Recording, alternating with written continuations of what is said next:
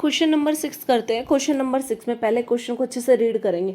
देखो क्वेश्चन में क्या दे रखा है, लुक एट द पैटर्न। जो पैटर्न आपको दे रखा है उसको देखो और जो मिसिंग बॉक्सेस है हमें वो फिल करना है। क्वेश्चन समझ में आ गया? आपको टेबल नजर आ रही है, इसमें जो ये मिसिंग फ्रैक्शंस है, मिसिंग बॉक्सेस हैं, हमें इसकी वैल्यू फाइंड आउट करनी है। ठीक है, आगे कह रहा है state the rule which connects the quantities in different column. इन क्या रूल यूज करें जिससे कि ये दोनों कॉलम्स कैसे कनेक्टेड आपस में, हमें वो बताना है। और फिर हमें जनरल स्टेटमेंट देनी है एन की हर एक केस में। तो अब हम अपना फर्स्ट पार्ट सोल्व करेंगे। क्वेश्चन समझ में आ गया हमें? देखो फर्स्ट पार्ट देखते हैं। फर्स्ट पार्ट में हमारे पास क्या है, फर्स्ट कॉलम में आपको 15 दे रखा है। ठीक है, 15 मतलब मैंने मान लिया कि ये एन की वैल्यू हमारे पास 15 है।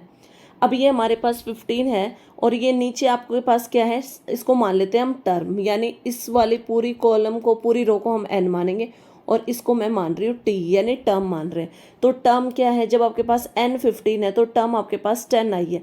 अब देखो टर्म क्या आई है, आपके पास 10 आई है, लेकिन ये 10 आया कैसे है, आपको इजीली समझ में आ गया है कि भाई एन में से हमने क्या माइनस किया है, 5 को माइनस किया है, तब हमारे पास क्या आया है, टर्म निकल के आया है। इसको सोल्व करते हैं। देखो टर्म आपके पास टी मैंने माना, एन की वैल्यू क्या है आपके पास 15, इसमें से अगर हम 5 को माइनस कर रहे हैं तो हमारे पास क्या आ रहा है, 10 आ रहा है।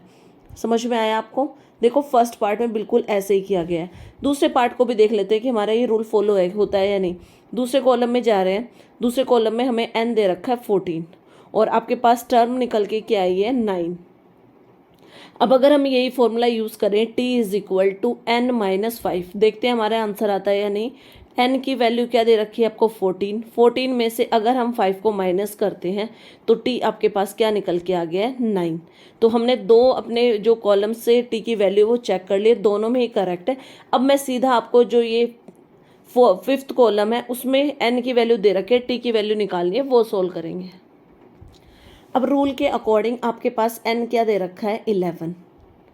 ठीक है, और t हमें निकालना है। t कैसे निकालेंगे हम, मैंने अभी फॉर्मूला इसमें जो पैटर्न यूज़ हुआ है वो क्या हुआ है, n माइनस 5, यानी सीधा सीधा आपके पास t1 क्या निकल के आएगा, इसको मैं t1 मान रही हूँ जो फाइंड आउट कर रहे हैं हम। तो n आपके पास 11 है, 11 में से 5 को माइनस करेंगे तो हमारे पास क्या आएगा, फर्स्ट आपका मिसिंग बॉक्स में क्या आ जाएगा, 6। तो साथ साथ फिल भी करते जाएंगे, 6 आ गया। अब नेक्स्ट कॉलम में लेते हैं। नेक्स्ट कॉलम में आपको n की वैल्यू क्या दे रखी है, 10। ठीक है, हम नेक्स्ट टर्म 2 निकालें, और तो क्योंकि निकाली हुई थी हमारे पास n minus 5, same formula use करते हैं, n माइनस 5। अब n आपके पास क्या है, 10।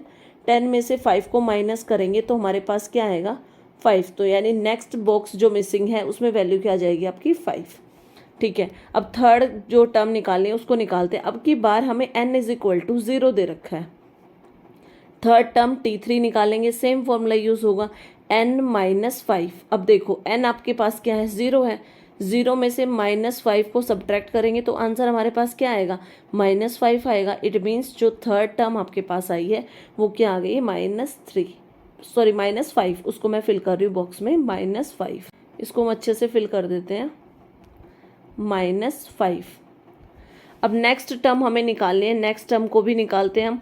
तो हमारे पास क्या है, अब की बार n हमें दे रखा है -3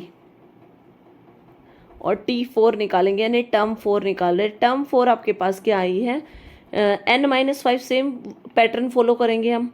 अब n आपके पास क्या है, -3 और ये हो गया आपके पास -5। अब देखो साइन तो माइनस का रहेगा लेकिन दोनों टर्म्स ऐड हो जाएंगे, तो t4 आपके पास क्या आ गई, -8। इसको मैं बॉक्स में फिल कर रही हूँ, t-8। अब देखो जो लास्ट में आपके पास n दे रखा है, तो मैंने स्टार्टिंग में ही फॉर्मूला लिखा था, आपके पास क्या फॉर्मूला लिखा था हमने, हमें निकालनी है। अब की बार हमारे पास n is equal to n है। ठीक है, अभी हमने पैटर्न को समझा था। पैटर्न हमारे पास क्या आया था, tn इज इक्वल टू, यानी n टर्म निकाल रहे हैं हम, तो हमने क्या पैटर्न फॉलो किया था, n-5। तो अब आपके पास जो लास्ट टर्म आएगी उसमें आप क्या लिख सकते हो, n-5। ये आ गया आपके सारे बॉक्सेस जो हमने फिल कर लिए। 6th क्वेश्चन का ही बी पार्ट करते हैं। बी पार्ट में देखो आपको 2 कॉलम्स, 2 रो नज़र आ रही है और काफ़ी कॉलम्स नज़र आ रहे हैं। तो देखो मैं फर्स्ट कॉलम है उसको मैं मान रही हूँ n, किसकी वैल्यू हमारे पास n, और जो सेकंड रो है उसको मान रहे हैं हम t, यानी टर्म की वैल्यू। अब देखो फर्स्ट कॉलम में आपको क्या नज़र आ रहा है, 1, और यानी n की वैल्यू 1 है, तो टर्म हमारे पास 4 निकल के आ रही है। अब हम इसको देखेंगे कि आया कैसे है। देखो आप क्या कर सकते हो, अब हम यहाँ से हमारे पास क्या है, n इज इक्वल टू 1 हो गया और t की वैल्यू आपके पास क्या निकल के आई है, 4 निकल के आई है। अब हम इस पैटर्न को देखते हैं, अगले पैटर्न में भी हमारे पास दो पैटर्न्स को कॉपी फॉलो करते हैं।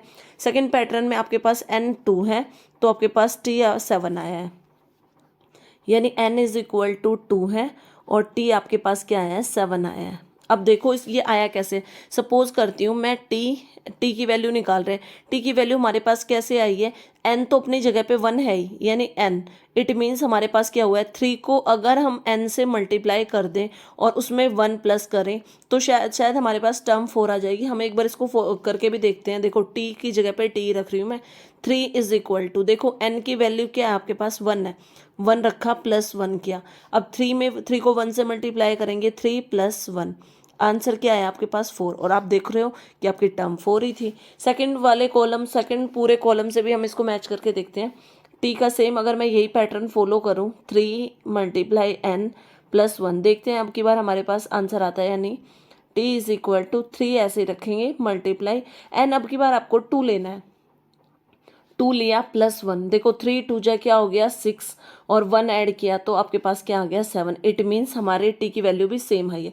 इट मीन्स हमें पैटर्न समझ में आ गया है कि हम अपना पैटर्न क्या रखेंगे, T is equal to T N plus 1। तो जो हमारे पास मिसिंग बॉक्सेस की वैल्यूज़ हैं हम उसको इसी पैटर्न से फाइंड आउट करेंगे। अब सबसे पहले मैं इस वाले बॉक्स की वैल्यू फाइंड आउट कर रही हूँ, ठीक है, जिसमें मैंने अभी भी क्वेश्चन मार्क निकाला है। तो सेम अभी हमने पैटर्न निकाला था, t इज इक्वल टू क्या पैटर्न निकाला था, 3 मल्टीप्लाई n प्लस 1। अब यहाँ पे हमारे पास अगर हम इस बॉक्स के इस मिसिंग नंबर को निकालें, यहाँ से t की वैल्यू निकालें तो n की वैल्यू में 21 दे रखी है। अब t की वैल्यू निकालते हैं, 3 मल्टीप्लाई 21, n की जगह पे 21 रखेंगे प्लस में 1। अब देखो t की वैल्यू निकालने के लिए 21 को 3 से मल्टीप्लाई करते हैं तो हमारे पास आएगा 63, प्लस 1 ऐड करेंगे तो t की वैल्यू क्या आ गई है आपके पास 64। तो अब हम क्या करेंगे, जो हमारे पास मिसिंग बॉक्स में जो मिसिंग वैल्यू है उसमें इसको फिल करेंगे। तो आपके पास वैल्यू क्या आई है 64, तो हमने फिल कर दिया है।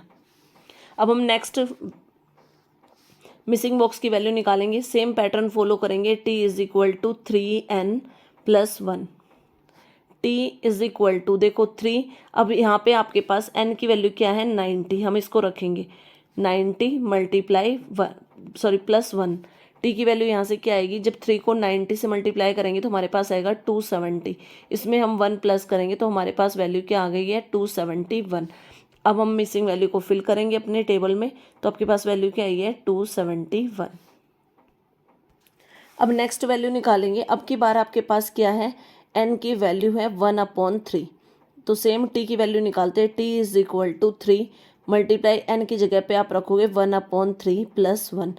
अब देखो यहाँ पे क्या हो जाएगा, 3 से 3 कैंसिल हो जाएगा और 1 बचा है, 1 को 1 में 1 प्लस करेंगे तो हमारे पास क्या आ गया 2। तो नेक्स्ट वैल्यू को फिल करेंगे, हमारे पास आ गया है 2।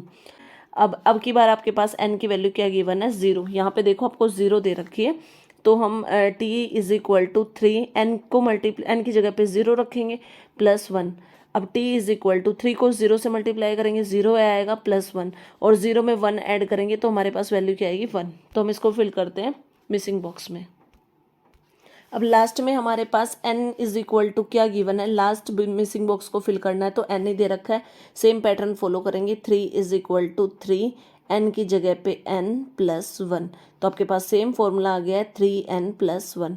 तो लास्ट बॉक्स में आप ये वाला फॉर्मूला फिल करेंगे 3n प्लस 1। अब आपने सारी मिसिंग वैल्यूज फाइंड आउट कर ली है। लास्ट क्वेश्चन करते हैं इस एक्सरसाइज का, क्वेश्चन नंबर 7 में हमें क्या दे रखा है, 7 में हमें जनरल रूल फाइंड आउट करना है, n टर्म निकालने और 100 टर्म।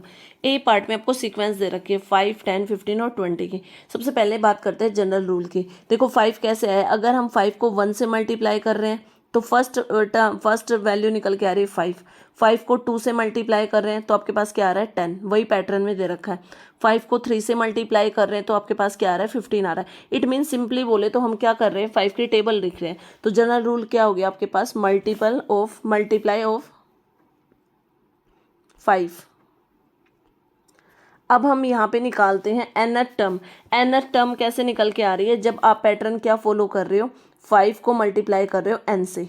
अब इसको भी करके भी देख लेते हैं एक बार। देखो 5 फर्स्ट टर्म के लिए हम 1 वैल्यू रख रहे हैं, 5 आ गया। अगर सेकंड 5 मल्टीप्लाई सेकंड टर्म के लिए, सेकंड टर्म फाइंड आउट करनी है, 2 रख रहे हैं, आपके पास क्या आ गया 10। थर्ड टर्म निकाले तो 5 मल्टीप्लाई एन के हिसाब से थर्ड टर्म के लिए 3 हो जाएगा, एन की जगह पे टर्म क्या निकल के आ गई 15। अगर आप पैटर्न में देखोगे तो सेम यही टर्म्स निकल के आ रही है।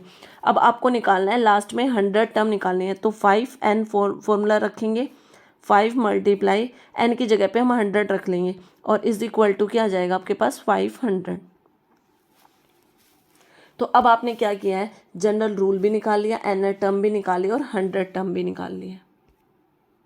बी पार्ट करते हैं। बी पार्ट में आपको सीक्वेंस दे रखी है 1, 5, 9 और 13। अब हमें जनरल रूल फाइंड आउट करते हैं। जनरल रूल फाइंड आउट करने के लिए देखो फर्स्ट आपके पास एन की वैल्यू 1 है, मैं इस जो पूरी सीक्वेंस है इसको एन की वैल्यू मान के चल रही हूँ। नेक्स्ट आपके पास नंबर है 5, फिर है आपके पास 9 और फिर है आपके पास 13। 1 से 5 कैसा आया, कैसे आएगा, अगर हम इसमें 4 ऐड कर देंगे। ऐसे ही 5 से 9 हम कैसे पहुँचे, 5 में अगर 4 ऐड करोगे 9 आ जाएगा। ऐसे ही 9 में अगर आप 4 ऐड करोगे तो 13 एंड सो ऑन हम निकाल सकते हैं। तो आपके पास जनरल रूल क्या हो गया है, ऐड 4। अब nth टर्म निकालनी है, तो nth टर्म निकालने के लिए हम फॉर्मूला यूज़ करेंगे। हमारे पास आएगा 4 को अगर हम n से मल्टीप्लाई कर दें और उसमें से क्या कर दें -3 कर दें, तो आपके पास nth टर्म निकल आएगी। देखो 4 n की जगह पे मैं रख रही हूँ यहाँ पे 1 और -3। 4 को 1 से मल्टीप्लाई करेंगे तो 4 आएगा, -3 4 में से 3 जाएगा, आपके पास 1 बचेगा। इट मीन्स nth टर्म निकालने की वैल्यू क्या होगी आपके पास 4n - 3। अब 100 टर्म निकालनी है हमें, तो 100 टर्म कैसे आएगी, 4 n की जगह पे हम 100 रखेंगे और माइनस करेंगे 3। अब 4 को 100 से मल्टीप्लाई करेंगे तो हमारे पास आएगा 400। 400 में से 3 को माइनस करेंगे तो हमारे पास क्या आएगा 397। तो आपने जनरल वैल्यू भी जनरल रूल निकाल लिया, nth टर्म निकाली और 100 टर्म भी निकाल लिया।